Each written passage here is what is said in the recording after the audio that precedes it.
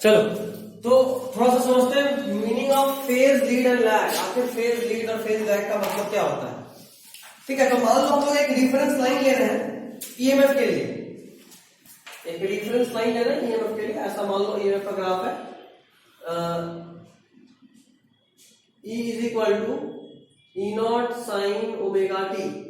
ठीक है, ई not sine omega t का ये ग्राफ है ई नॉट के लिए। अब हम चाहते हैं कि भाई जरा हम इसके लिए, अच्छा इस तरफ ओमेगा टी है और इस तरफ या तो ई है या फिर आई है, कोई एक है, या तो ईएमएफ है या फिर करंट है। हम चाहते हैं कि इसके लिए लीड और लैग का मतलब समझें। याद करो, आपको मैंने वेव्स में बताया था क्लास 11th में, वेव्स में भी एसएसएल में भी आप लोग पढ़े हैं कि अगर इसके आगे प्लस लिखते हैं मतलब कि wave is moving forward, sorry lag है पीछे है, अगर माइनस लिखते हैं मतलब वो आगे है। नहीं समझ रहा है कोई नहीं। एक दूसरा ग्राफ बना रहे हैं आई के लिए, मान लो ग्राफ ऐसा है, मतलब जो ई यहां पे शुरू हुआ था आई उसके बाद में शुरू हुआ, और अगर बाद में शुरू हुआ तो इसके लिए फॉर्मूला बना आई का I naught sine omega T minus theta. मान लो ये थीटा एंगल में चालू हुआ है। समझने वाला बात हम कर रहे हैं कि आई जो है वो ई के बाद में स्टार्ट हुआ, लेकिन यहां पे देखो माइनस साइन है, देख पा रहे।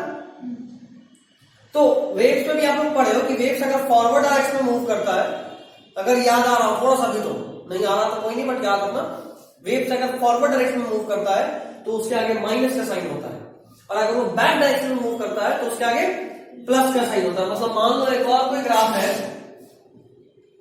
जो यहां से स्टार्ट हुआ ऐसा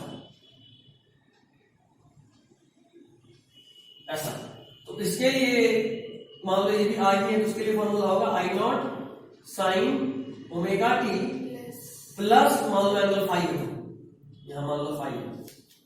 देखो ये थीटा कहने का मतलब ये कुछ ऐसे स्टार्ट होगा यहाँ पे नीचे, इसलिए, और देखो ये कहां स्टार्ट होगा ऊपर, इसलिए। समझ रहे बात? तो फेज लैग और लीड का मतलब समझ लिए। अब फेज लैग और लीड क्या होता है ये आपको समझ में आएगा आगे। यहां तक कोई इश्यू है? हाँ बता दो बिल्कुल।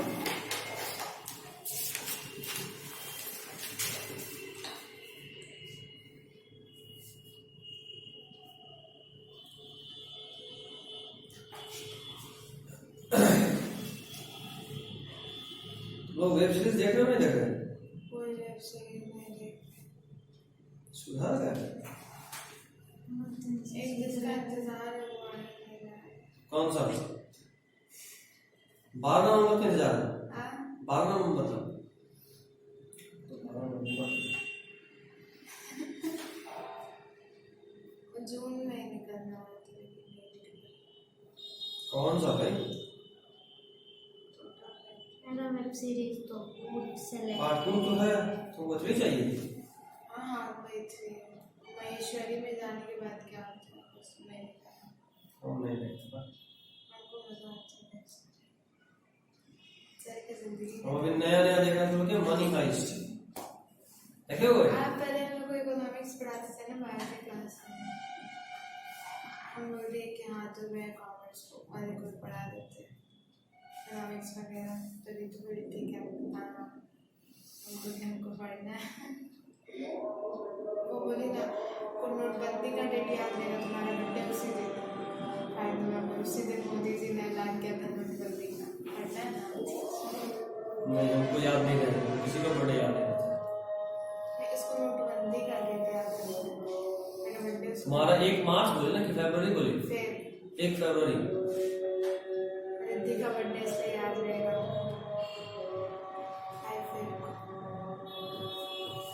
खाप डेट याद रहता है। आज विराट को भी याद नहीं रहता, बोले में आज विराट याद दिला देते। दोनों पर होती काली जरूर।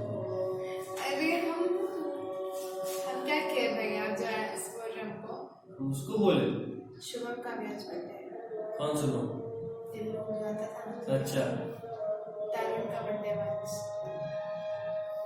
और और डायरी मेंटेन करके रखी हुई लगी। जिस आज के दिन जिसका उसका बर्थडे याद रहेगा। हम उसको हैप्पी बर्थडे बोलते थे वो हमको।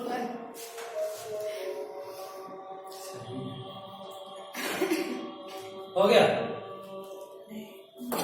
मेरा हैप्पी वाला बर्थडे। हाँ किसी को नहीं पता। हमको पता है कि हम बताएंगे नहीं, उस दिन मैसेज करेंगे तो कैसे पता चल गया हैक।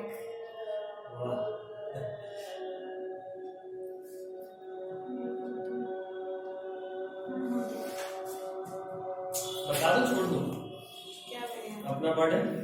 बता दीजिए। आपको पार्टी और पार्टी का निकाल रहे हैं 30 days more to go, exact 30 days। 30 days at December 30 दिन के बाद मतलब 6 December। अरे वाह भैया क्या एकदम मेरे लफ्जों में एक दिन पहले हो जाते क्या चल जाता। अभी तुम्हें किसी को हैप्पी बर्थडे के बदले हैप्पी बर्थडे बोलते हैं। एक दिन पहले और एक महीना पहले। हो गया। Next is alternating EMF connected to resistance. देखना हो गया इतना। देखो जब हम लोग डीसी करंट को किसी रेजिस्टेंस से जोड़े थे तब तो क्या हुआ था आप सभी को पता है ना। V इक्वल टू IR लगाए थे, करंट निकाले थे, हीट जनरेटर निकाले थे, सब कुछ निकाले थे। बट इस बार we are applying alternating EMF connected only to a resistor। Alternating EMF connected only to a resistor।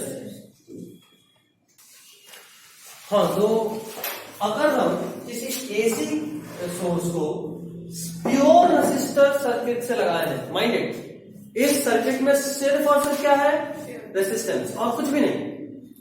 तो जब आपने किसी एसी सोर्स को प्योर रेसिस्टेंस के थ्रू पास कराया तो और अच्छा जो ईएमएफ था, जाहिर सी बात है अगर मैंने बोल रहा है कि pure AC source means alternating source, एक ऐसा ईएमएफ का सोर्स जो लगातार वैरी कर रहा है। देख रहे हो साइन का फंक्शन है, मतलब लगातार वैरी कर रहा है। अब आप केवीएल यूज करोगे तो आपको पता है कि जो सोर्स आप यहां दिए हो यहां से क्रॉस करोगे आप तो ई आया, इसको क्रॉस करोगे IR, V is equal to IR होता है। तो E minus IR is equal to 0, मतलब E is equal to IR जो कि यहां लिखा हुआ है। यहां से आपको आया E I is equal to E by R। ठीक।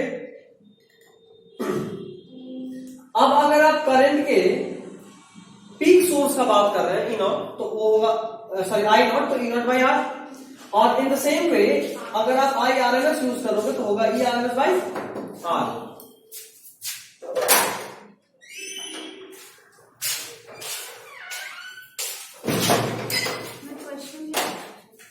ठीक है। अब देखो जैसे E का आया था डिराइव, मतलब तुम्हारे पास जैसा E सोर्स था वैसे ही I कितना आया, I is equal to I not sine omega t. ठीक। एक बात खास देखो, यहाँ पे साइन है तो यहाँ भी साइन है, दोनों के बीच में कोई डिफरेंस नहीं है। वही ये ग्राफ दिखा रहा है कि जहां पे I स्टार्ट हुआ वहीं सॉरी जहां पे E स्टार्ट हुआ वहीं पे I भी स्टार्ट हुआ। जहां पे E का पीक वैल्यू है वहीं पे I का भी पीक वैल्यू है। जहां E 0 हुआ वहीं I भी 0 हुआ, जहां E मिनिमम है वहां I भी मिनिमम है, जहां E वापस से 0 हुआ वहां I भी हुआ, E का पीक I का पीक। तो जैसे जैसे E का वेरिएशन है in the same way I is also varying and that is what is known as in phase. In phase. ठीक है। चलिए हो गया क्या? देखिए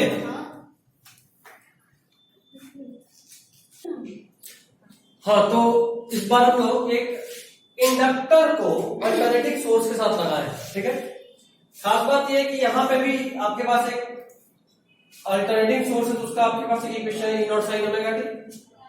आपने केवीएल लगाया E माइनस L, माइंडेड आप EMI में पढ़ चुके हैं कि जब भी आप किसी इंडक्टर को क्रॉस करते हैं तो जो करंट का ड्रॉप होता है L di by dt। ठीक है। तो E minus L di by dt is equal to 0 क्योंकि एक क्लोज लूप है। किरचॉफ लॉ मैंने आपको लगाना सिखाया था क्लोज लूप में भी और ओपन सर्किट में भी। तो ये क्लोज लूप है इसलिए 0।